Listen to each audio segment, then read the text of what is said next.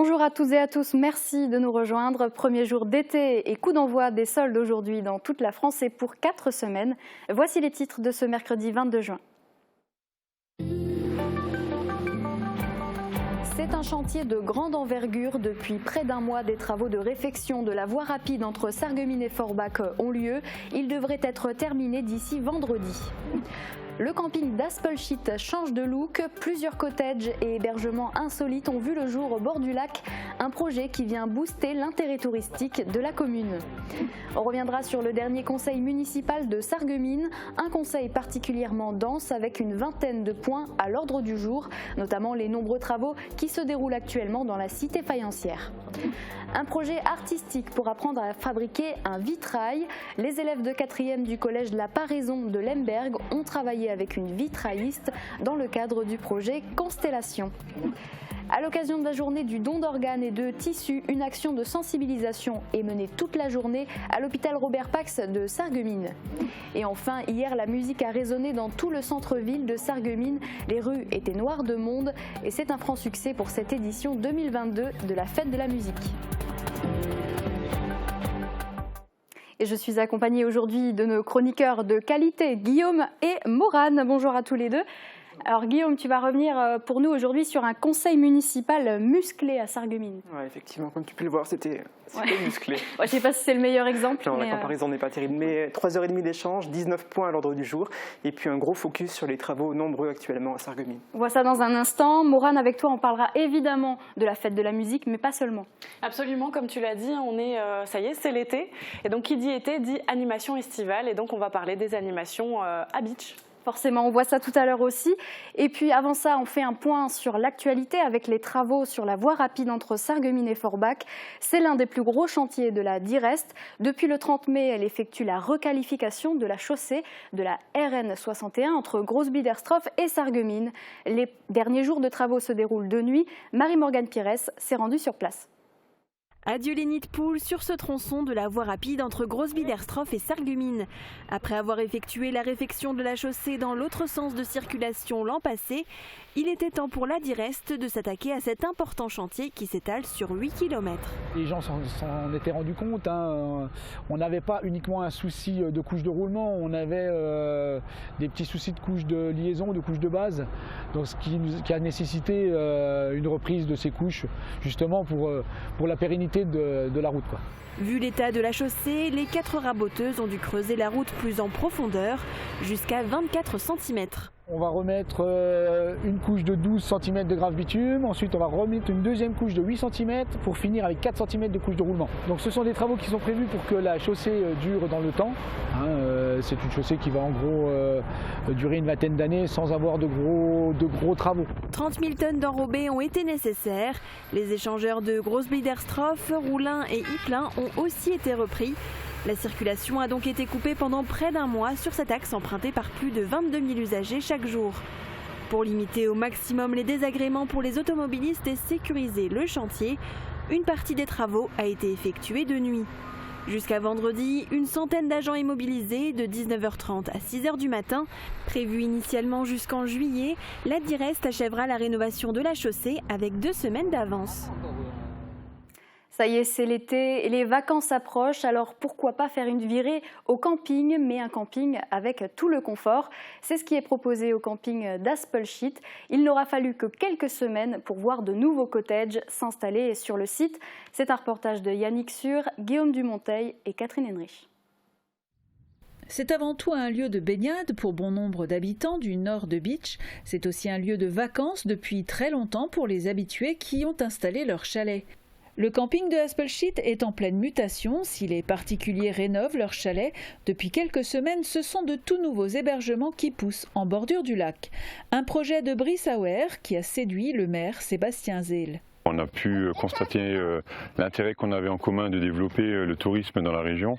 Ça nous a permis d'avoir des idées et un projet qui nous a apporté, on pourrait dire, sur un plateau qu'on ne pouvait absolument pas refuser. 3 cottages et 3 hébergements insolites sont mis en place.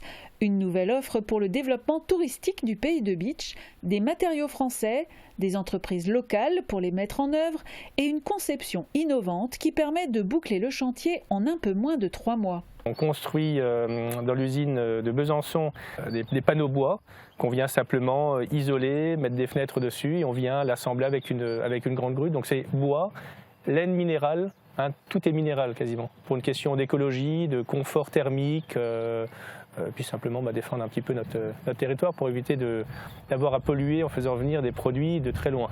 Le camping de Haspelstedt est une source de revenus importante pour la commune. Ce projet est un vrai plus financièrement. On a l'intérêt de travailler avec M. Auer, tout simplement parce qu'on a une convention, on a un partenariat et la commune, par rapport à la location, bénéficiera de 25%. Avec la transformation de l'ancien restaurant du lac en espace bien-être, le projet fait entrer Haspelstedt dans une autre dimension. On ne parlera bientôt plus de camping à Haspelstedt, mais de glamping. Faire découvrir le patrimoine local tout en faisant du sport, c'était un des buts du cross organisé par le 16e bataillon de chasseurs à pied. Plus de 570 militaires ont effectué un parcours de 10 km à l'extérieur et à l'intérieur du site du Simserhof. De retour de mission en Côte d'Ivoire, le bataillon souhaite relancer les activités bridées il y a quelque temps par la crise du Covid.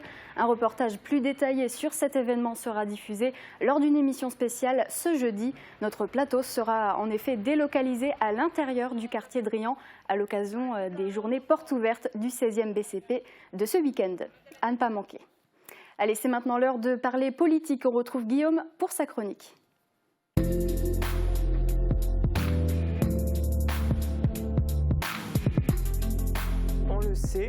On le sait, on l'a vu et certains même l'ont entendu à Sarreguemines, les tours des douanes ont disparu.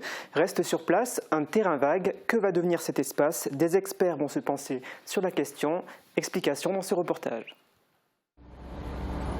C'était il y a plus d'1 an, la démolition des tours des douanes. Une opération attendue depuis des années qui se concrétisait enfin. Reste aujourd'hui un terrain vague à la recherche d'une nouvelle affectation. Que va devenir cet espace qui s'étend même au-delà, puisque notamment au numéro 13 et 15 de la rue des Sapins se trouvent aussi des logements vacants. Pour avancer dans ce dossier, le conseil municipal de Sarreguemines a approuvé à l'unanimité le lancement d'une étude portée par l'Aguram, l'agence d'urbanisme d'agglomération de Moselle. Nous attendons effectivement de l'Aguram un travail précis, concret et une restitution optimale pour vous les présenter et présenter effectivement aussi à tous les acteurs donc de ce quartier. À compter de cet été et pour une durée de 6 mois, l'Aguram va rencontrer la population, réaliser un diagnostic urbain, définir des enjeux et construire plusieurs scénarios d'aménagement qui seront débattus dans le cadre d'un comité de pilotage. Coût de la mission, 30 000 €, financé à parts égales par la ville et SCH en attendant d'éventuelles subventions. Merci Guillaume pour ce petit résumé du premier point à l'ordre du jour. Que faut-il encore retenir de ce conseil municipal? Oui, effectivement, le programme était chargé. Il y avait notamment beaucoup de points financiers. Le commissaire aux comptes, chargé de la certification des comptes, a audité 2 nouveaux cycles, les charges de personnel et les charges d'intervention. Il a eu le plaisir d'annoncer qu'il avait conclu à une certification sans réserve, compte tenu du fait que les comptes sont sincères et fidèles. Suite à la présentation de ces certifications des comptes, Jean-Marc Schwartz, premier adjoint au maire, en charge notamment des finances, a pu présenter le compte de gestion et le compte administratif.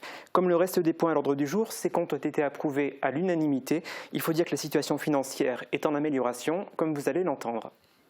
2021, une année qui nous remet de nouveau d'équerre, qui nous remet de nouveau dans des bonnes conditions, avec une capacité d'autofinancement nette retrouvée, une capacité d'autofinancement brut retrouvée, qui nous permet aujourd'hui de couvrir entièrement le remboursement du capital des emprunts, et donc une situation qui me paraît aujourd'hui tout à fait saine.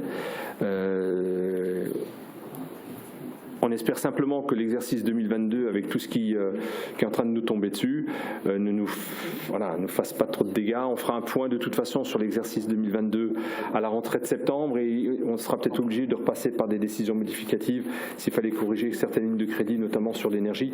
C'est là un des sujets qui m'inquiète le plus. Rappelez-vous aussi qu'on avait été plutôt prudent sur les charges de personnel. Il y a eu des annonces avant les élections sur des augmentations, des évolutions de valeur de points qu'on n'a pas nous forcément impacté à 100% dans le budget. Il y aura peut-être des corrections de cet ordre-là qui seront peut-être à réaliser en fonction des annonces qu'on aura au cours de l'année. Mais là, je suis dans un autre domaine. Alors une fois les points financiers abordés, il a été aussi question d'enseignement. Tout à fait, commençons par les cours traditionnels avec la redéfinition de la carte scolaire qui devrait avoir un impact négatif à l'école élémentaire de Velferdin. En effet, une classe devrait être supprimée en raison de la baisse attendue du nombre d'enfants scolarisés là-bas. Rien n'est encore certain, mais l'élu en charge du dossier s'est montré pessimiste, comme vous allez l'entendre dans cet extrait. Après avoir, si à la rentrée on peut avoir plus d'inscriptions, évidemment les décisions peuvent être prises juste avant la rentrée, mais en l'état actuel, nous n'avons pas beaucoup d'espoir d'augmenter ce nombre et donc ce poste sera supprimé. On a un rendez-vous à la rentrée pour voir ensemble la situation. Donc c'est pour l'instant ce qu'on a négocié à la dernière étape. Et bon, dans la mesure où ces dernières années, on a été à différentes reprises entendus, on souhaite rester sur ce type de relation pour l'instant. Mais vous avez raison de souligner que la loi a évolué positivement dans la mesure au moins où on peut être dans ces négociations. Allez, sans musique, la vie serait bien triste, et Sarreguemines dispose d'un conservatoire et du changement va avoir lieu au niveau de l'enseignement qui y est proposé. Tout à fait, les tarifs vont évoluer en prenant en compte le quotient familial, comme c'est la règle également par exemple au périscolaire. Avec cette évolution, les familles les plus modestes qui ont un ou plusieurs enfants inscrits au conservatoire vont en bénéficier. Celles qui disposent de moyens financiers, on va dire, importants, vont en pâtir. C'est à moi, pardon Guillaume, oui. Tu m'as pourtant écrit les relances très très gros sur la feuille, je m'excuse. Alors j'ai également entendu parler de la création de nouveaux parcours. C'est le cas par exemple des artistes amateurs qui ont appris à jouer d'un instrument il y a quelques années et qui souhaitent s'y remettre. Ils peuvent s'inscrire au conservatoire et participer à des cours de pratique collective. L'établissement souhaite ainsi attirer un nouveau public. Alors sans transition, je pense que tout le monde l'aura remarqué, en ville les travaux sont nombreux depuis un moment et la municipalité a souhaité communiquer de manière quasiment exhaustive sur le sujet. On en est où aujourd'hui ? Alors on pense notamment au pont des Alliés que de nombreuses personnes empruntent chaque jour. Quelle est la situation ? Je vous propose d'entendre à ce sujet Jean-Luc Eberhardt, directeur général des services techniques de la ville de Sarreguemines. Vous voyez qu'il y a des réseaux un peu de partout et c'est très saturé. C'est pour ça que donc il y a une réorganisation de ces réseaux qui est à faire pour pouvoir poser d'un côté le réseau de chaleur et maintenir de l'autre côté tous les autres réseaux qui sont encore en utilisation. Et en l'occurrence, le réseau de gaz qui actuellement est dans le trottoir va être sorti et suspendu, accroché en encorbellement donc sur le pont. Donc c'est un des travaux préparatoires aussi. Donc vous avez là une ou deux photos qui vous montrent un peu ce qui se passe actuellement. Et donc on voit ici au niveau programme des travaux, donc préparation des raccordements AEP, donc de l'adduction en eau potable qui vont durer donc jusqu'au 1er juillet. Des travaux préparatoires pour le dévoiement de la fibre SFR. Alors elle va être sortie provisoirement donc du Carnot. Donc il y aura, je précise ici, une coupure pour tous les abonnés SFR le 22 juin, mais qui se passera donc de minuit à 7h du matin. Et les travaux donc de rénovation du pont eux-mêmes que fait actuellement le département, y compris avec la sortie de cette conduite gaz qui devrait être terminée pour le 5 août. Dans cet extrait, on a beaucoup entendu parler des réseaux, on va dire, classiques, et j'ai décidé de parler également des réseaux du système de chaleur qui est en train d'être construit à Sarreguemines. Donc je vous propose un nouvel extrait. On avance malgré tout bien, je veux dire, il reste aujourd'hui, donc je ne sais pas si on arrive à voir, en bleu les chantiers qui sont actuellement en cours, donc on est notamment ici sur le quai de chemin de fer et la montée donc de la rue du Parc. Il y a des travaux en cours actuellement à travers le service des espaces verts, donc dans la rue de la Montagne, et il reste quelques petits travaux sur la place de la Poste.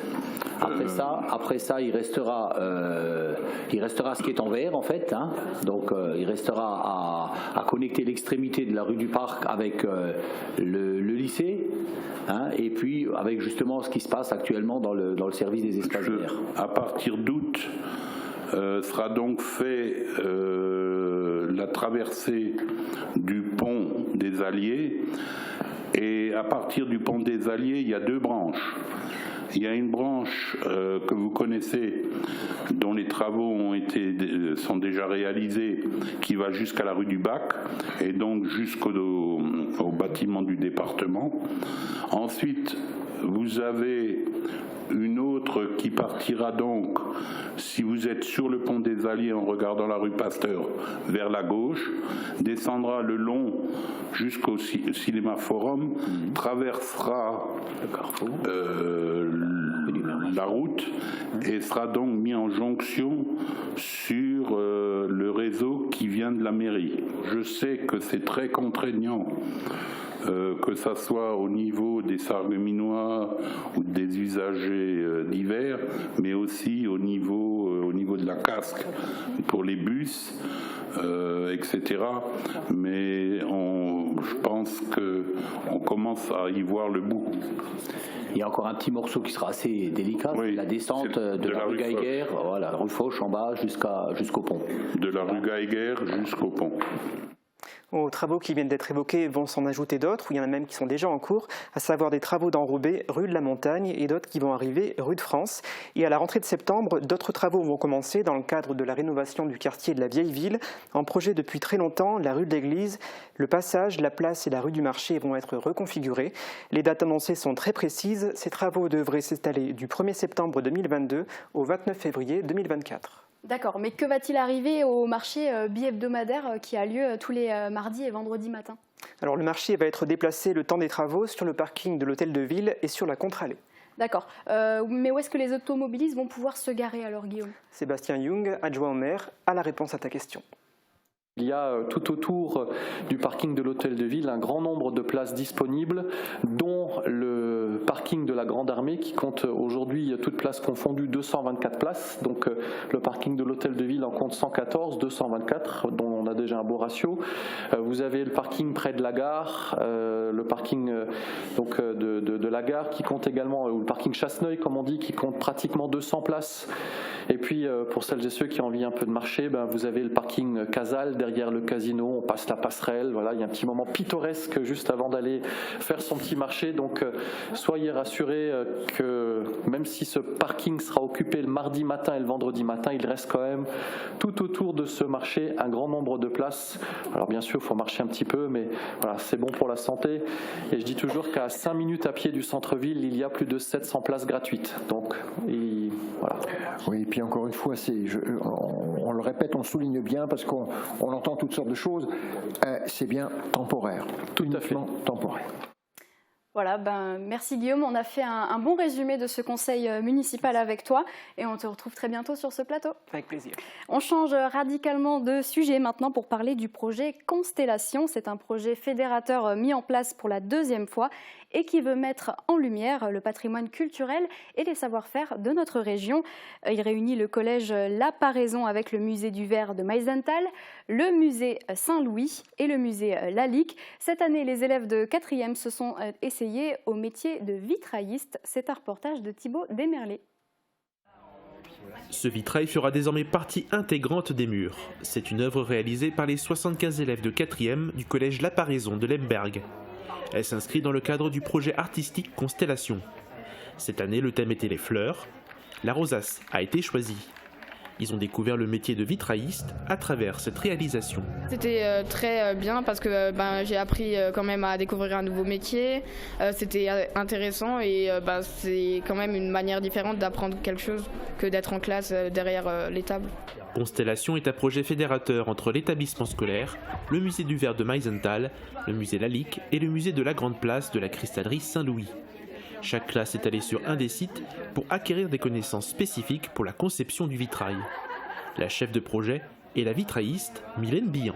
Ça a été un défi incroyable, à la fois de transmettre ma passion pour mon métier à des élèves qui certainement ne feront pas vitrailliste plus tard et en même temps adapter mon propre travail à des enfants qui n'ont jamais coupé un morceau de verre. Donc c'était vraiment un double défi pour eux et pour moi. Découpe du verre, décoration, sertissage, soudure, chaque élève a créé une partie du vitrail. Mylène Billan l'a ensuite mise en forme. Il a été exposé pour la toute première édition de la Fête des familles au collège, un événement qui célèbre la fin de l'année scolaire avec des animations et plusieurs expositions dans différentes salles de classe. Aujourd'hui, c'est la journée nationale du don d'organes et de tissus. Une action de sensibilisation est en place toute la journée dans le hall de l'hôpital Robert Pax à Sarreguemines. Julia Bitran et Samuel Tesch ont rencontré la cadre de santé qui prépare les futurs donneurs et s'occupe de la communication. Je vous propose de l'écouter. Aujourd'hui, c'est la journée nationale des dons d'organes et de greffes. Il faut absolument resensibiliser le public, les usagers et les professionnels de santé aux dons, parce qu'on a eu les 2 ans et demi de Covid. Donc le don d'organes et de greffes a subi une baisse à peu près de 25%.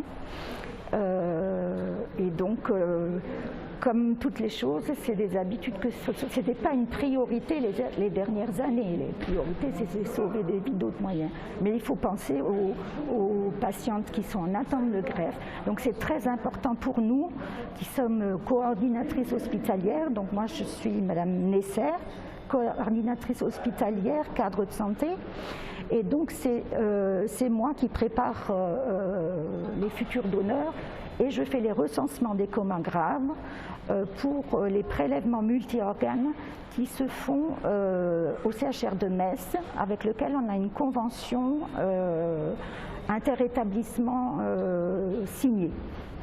Donc c'est très important de sensibiliser le grand public et les professionnels sur tous les organes. Il faut savoir que contrairement aux idées reçues, on peut pratiquement donner jusqu'à un âge très avancé. On peut les corner, les prélever à 90 ans. Et si vous souhaitez plus d'informations, Nathalie Nesser tient ce stand jusqu'à 17 h dans le hall d'entrée de l'hôpital Robert Pax. Et sur internet, rendez-vous sur dondorganes.fr. Allez, si vous n'êtes jamais allé au Resto du Cœur, eh bien c'est le moment de découvrir. Le site de Beach participe samedi à la journée nationale. Les restos font leur festival. Un rencard pour une journée d'échange et de partage dans l'esprit resto. L'occasion rêvée de découvrir les locaux et surtout les missions des bénévoles. Et pourquoi pas d'en devenir un vous-même. Rendez-vous à Beach ce samedi 25 juin de 14 h à 16 h, 13 rue du Glacis et à Sarreguemines 22 rue Fulrade à partir de 10 h. Et sachez que pour clôturer cette journée, les Restos du Cœur de Moselle-Est organisent un bal à partir de 19 h à la salle Agora de Saint-Avold. Les billets sont en vente sur le site wizevent.com. Allez, après la pub, on se retrouve pour parler musique et animation estivale. On retrouvera Morane pour la chronique culturelle. A tout de suite. La rénovation de vos façades avec Modern Habitat allie esthétique et une résistance garantie à toutes les intempéries. Retrouvez votre programme avec le Crédit Mutuel, partenaire des grands événements de votre région. Une banque qui appartient à ses clients, ça change tout. Bonjour à tous, bienvenue dans cette météo. Avant de passer aux cartes, je vous propose de découvrir une pièce située sous l'escalier menant au plateau, la chambre d'Harry Potter. Et non, c'est pas du tout la chambre du célèbre magicien, mais c'est notre salle serveur, une salle où vous trouvez de nombreux ordinateurs très puissants. Cet ordinateur en particulier est très important, c'est notre diffuseur. Il ne faut surtout pas appuyer sur ce bouton, sinon la diffusion s'arrête. Oups, je crois que j'ai fait une bêtise, donc ça reste entre nous. Regardons les cartes de Météo France. Le matin, quelques éclaircies se produisent. Par contre, les passages nuageux peuvent donner quelques averses. Ensuite, les nuages deviennent plus sombres et des orages sont possibles l'après-midi et en soirée. Demain, souhaitez une bonne fête au Audrey. Le soleil se lève à 5 h 30 et se couche à 21 h 44. Voilà pour le temps de demain. Je vous souhaite une bonne journée. À bientôt. C'était votre programme avec le Crédit Mutuel, partenaire des grands événements de votre région. Une banque qui appartient à ses clients, ça change tout. Les 25 et 26 juin, venez rencontrer les militaires du 16e BCP pour leur journée portes ouvertes. Tout le week-end, venez assister à des démonstrations de matériel militaire, participer à des initiations et faire votre baptême dans un véhicule de combat. Testez différents parcours du combattant. Et pour les plus petits, plein d'animations et des cadeaux. Les portes ouvertes du 16e bataillon de chasseurs à pied, c'est les 25 et 26 juin à Beach.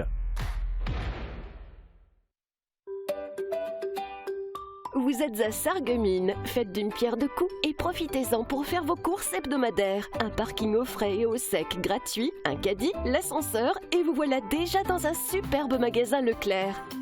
En dehors des grands classiques, l'offre en produits frais, viande, poissonnerie, fruits, légumes et pâtisseries est carrément exceptionnelle. Leclerc au Carré Louvain de Sarreguemines, l'essayer, c'est l'adopter. Du 24 au 26 juin, vivez une nouvelle édition du Festival des Arts de rue de la Saint-Paul à Sarreguemines. Partez à la rencontre d'une vingtaine de compagnies avec artistes, musiciens, jongleurs, artisans, rires et émotions en tout genre, convivialité et bonne humeur. Les rues vont se transformer en un gigantesque théâtre à ciel ouvert. Inauguration en fanfare et échassier, vendredi 24 à 18h, place du marché. Le samedi soir dès 22h30, assistez au grand spectacle féerique, l'envol de la compagnie Remue Ménage. Programme complet sur www.sarreguemines.fr.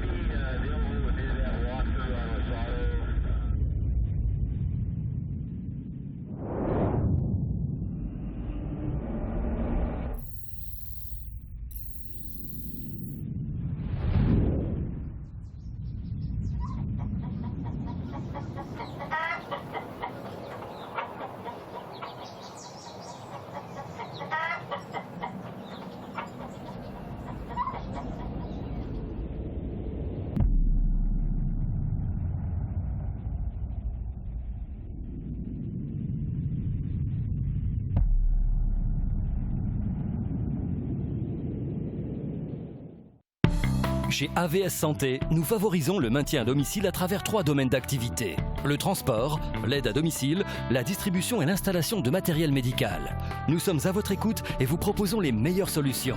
Acteur majeur de la santé et l'aide à la personne en Moselle-Est, nous sommes présents à Sarreguemines, Beach et Morsbach.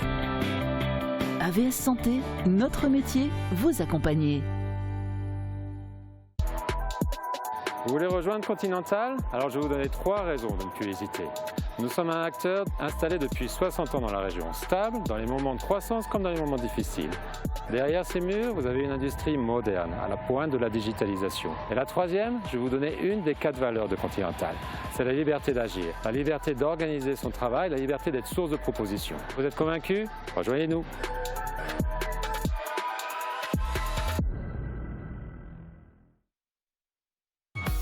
Et si les créateurs italiens influençaient l'aménagement de votre maison?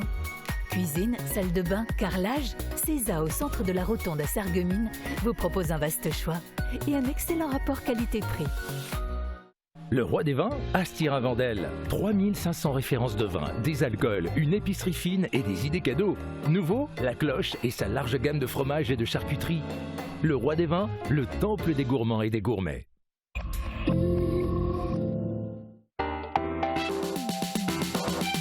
Vendredi, retrouvez la finale de pâtisserie du festival Loustin Sarreguemines. Les 3 finalistes s'affrontent sous l'œil acéré du chef Stéphane Schneider et de sa pâtissière.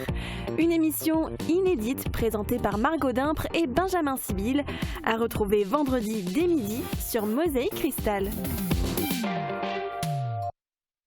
De retour sur le plateau du 30 minutes, c'est l'heure de la chronique culturelle.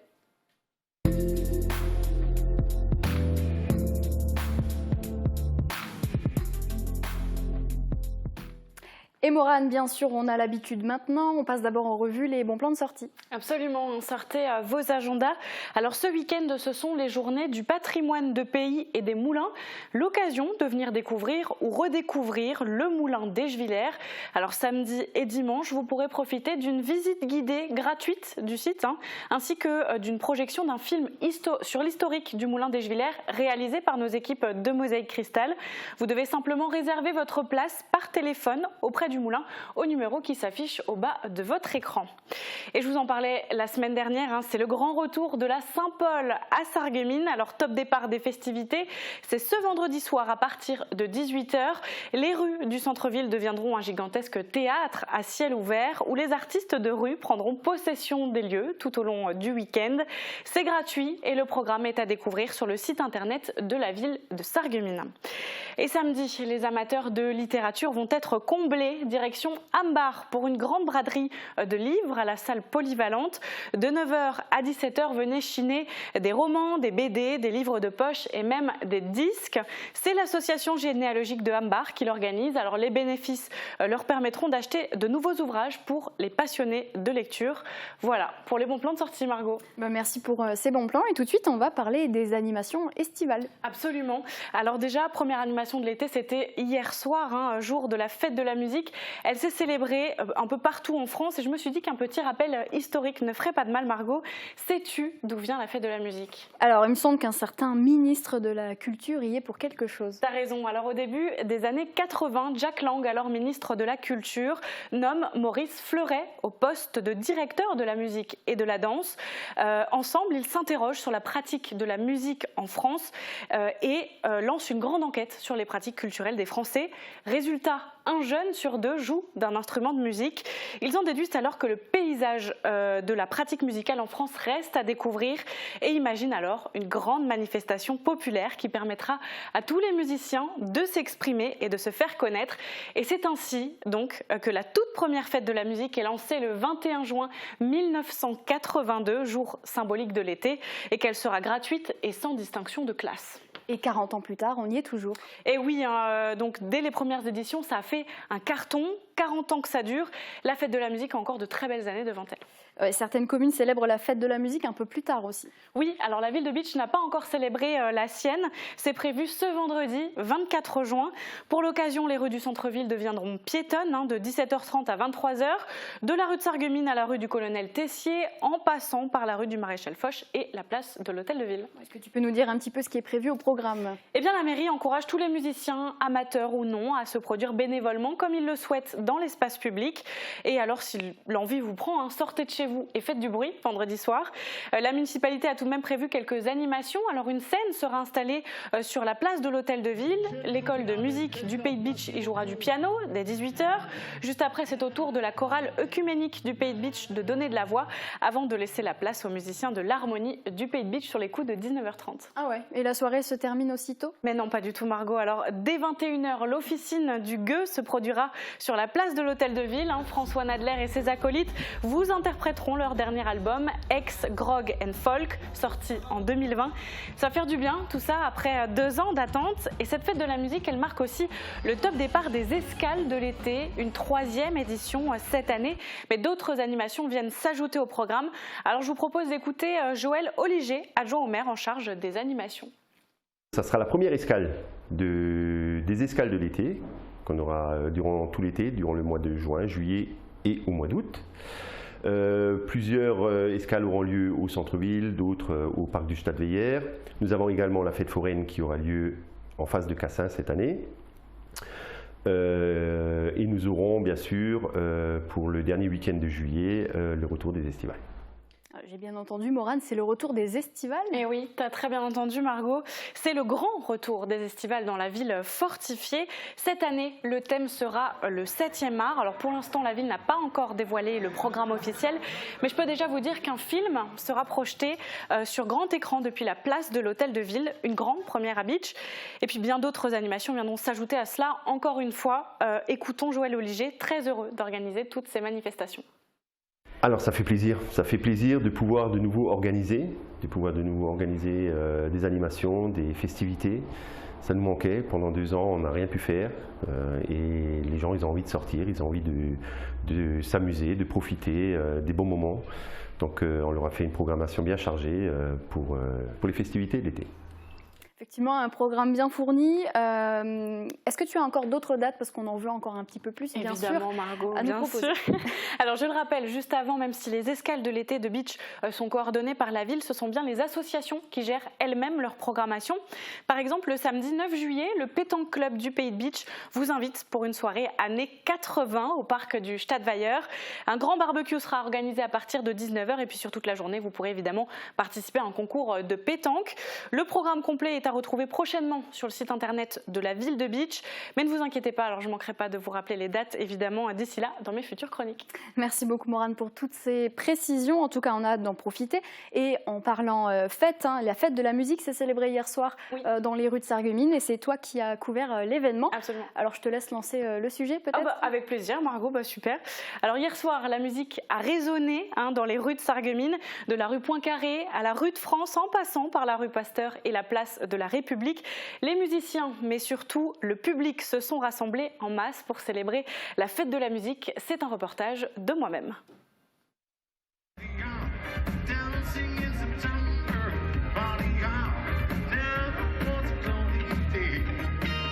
Bienvenue à l'édition 2022 de la fête de la musique de Sarreguemines.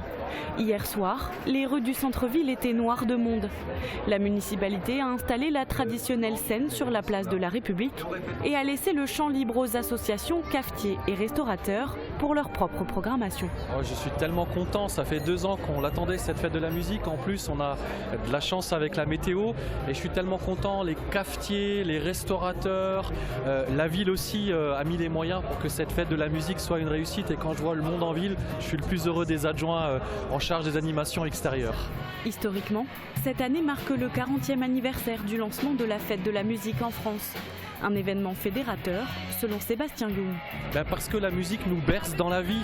Je pense que, par mon métier aussi, vous savez que je suis aussi à la radio, la première chose qu'on fait le matin, c'est qu'on allume la musique. Et puis, ce qui est beau avec la musique aussi, c'est qu'il y en a pour tous les goûts. Et c'est ce qu'on retrouve aussi ce soir à cette fête de la musique. Il y a du rock, il y a du pop, il y a notre musique municipale, il y a du funk. J'ai cru voir aussi du lyrique. Donc, il y en a vraiment pour tous les goûts, pour tous les âges. Et puis, ça nous donne aussi à nouveau l'occasion de sortir, de se rencontrer, de croiser ses voisins, ses amis. Et voilà, on est tous là autour de la musique et je pense que c'est ça ce qui fédère. Et ça fonctionne bien puisque c'est la 40e année, comme vous l'avez dit. Du côté du public, les visiteurs étaient au rendez-vous en masse. Après Covid, c'est ça. Voilà, c'est tout. Juste pour rencontrer du monde et voir que ça bouge, que la ville de Sarreguemines, ça ramène du monde. C'est le bonheur, vraiment le bonheur. De sortir, voir du monde, sans masque, à boire. Parce qu'on aime bien l'ambiance et puis c'est sympa, c'est toujours sympa de sortir à Sarreguemines. Donc voilà, et puis on vient fêter l'été. Voilà, c'est ça. Avec ce beau temps, c'est agréable. La fête de la musique offre une visibilité aux artistes qui se produisent bénévolement ce jour-là.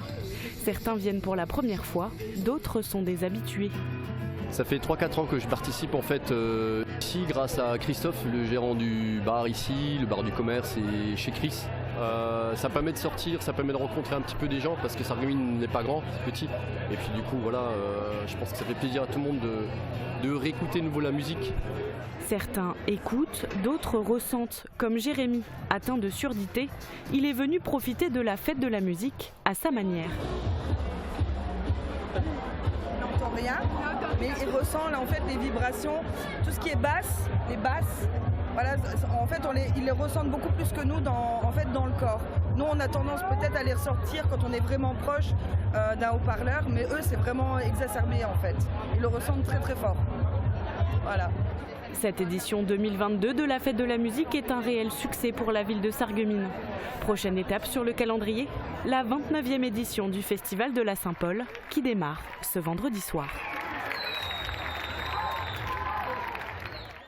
Voilà, c'est ainsi que se termine notre 30 minutes. Demain, vous avez rendez-vous à midi pour un autre 30 minutes délocalisé au quartier Drian du 16e bataillon de chasseurs à pied de Beach. Votre émission sera présentée par Uranie.